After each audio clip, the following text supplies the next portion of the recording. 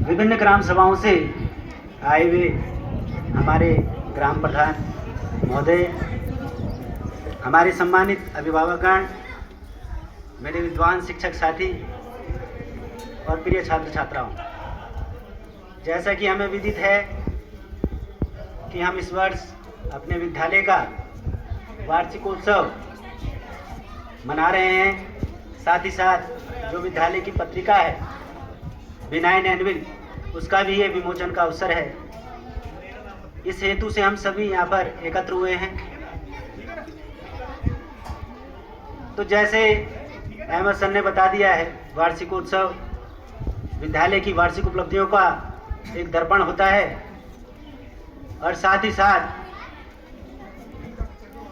हमारी जो पत्रिका है विनायन एनविल, इसके संदर्भ में भी मुकेश कुमार सिलवाना सर ने हमें विस्तृत जानकारी दे दी है। पत्रिका का विचार प्रारंभ से ही था और बधाई की पात्र है श्री मुकेश कुमार सिलवाना सर, डॉक्टर अनूप सिंह रावत जी और उनकी टीम, जिन्होंने इस विचार को साकार करने का कार्य किया। एडिटोरियल बोर्ड के निर्देशों के क्रम में ही मुझे भी इस पत्रिका को देखने का अवसर मिला। तो पत्रिका का जो मेरा अनुभव है उसे देखने का, उसके मैं बात करूं तो इसमें जो स्वर्णिम प्रश्न हैं, जो इसके गोल्डन पेजेस कहे जा सकते हैं, वो हमारे विद्यार्थियों द्वारा जो अचीवमेंट्स हैं, जो उनकी उपलब्धियां हैं वर्ष भर की, उन्हें इस पत्रिका का गोल्डन पेजेस मैं मानता हूँ। साथ ही साथ विभिन्न ज्ञानवर्धक और उपयोगी लेखों का संकलन इस पत्रिका में किया गया है। जैसे कुमारी प्राची रावत गत वर्ष राज्य प्रवीणता सूची में इस बहन ने 25वां स्थान प्राप्त करके न केवल हमारे विद्यालय का मान बढ़ाया, बल्कि हमारे इस छोटे से देवी क्षेत्र को भी एक पहचान दिलाने का काम उस बहन ने किया। एक बार आप सभी जोरदार तालियों से उस बहन का उत्साहवर्धन करेंगे, ताकि भविष्य में भी वो इस प्रकार की सफलताओं को पार कर हमें बार बार गौरवान्वित करने का अवसर प्रदान करें।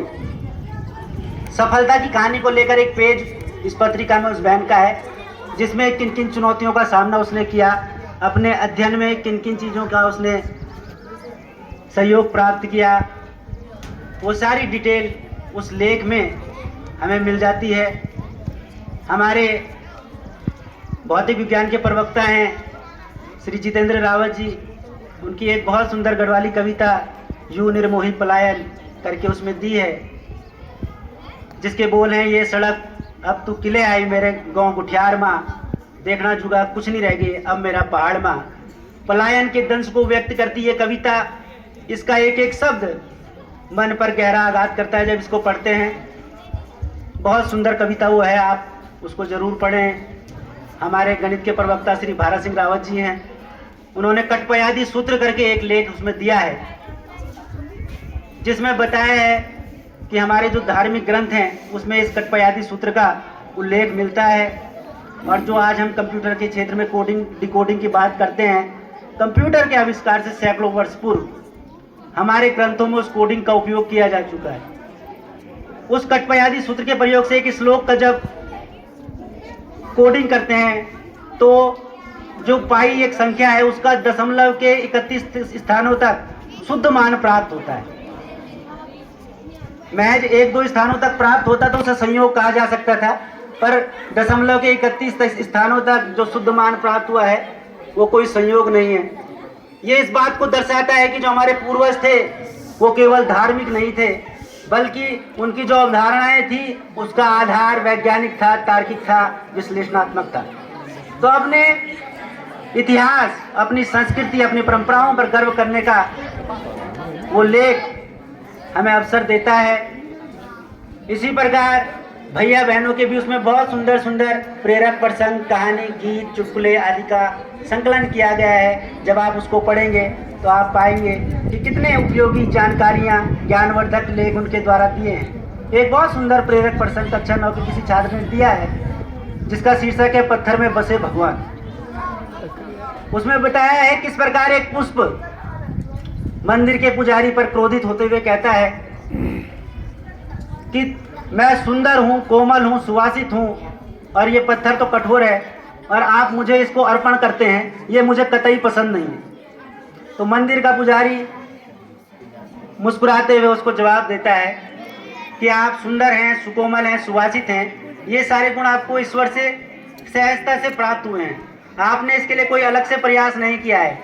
जबकि जो ये पत्थर है, इसको प्रतिमा में ढलने के लिए हजारों चोटें सहनी पड़ती हैं, और जो पत्थर इन चोटों को सहन नहीं कर पाता वो देव प्रतिमा में स्थापित नहीं हो पाता है, और जो पत्थर इन चोटों को सहन कर लेता है वो ही उसे समाज में वंदनीय और पूजनीय बना देता है।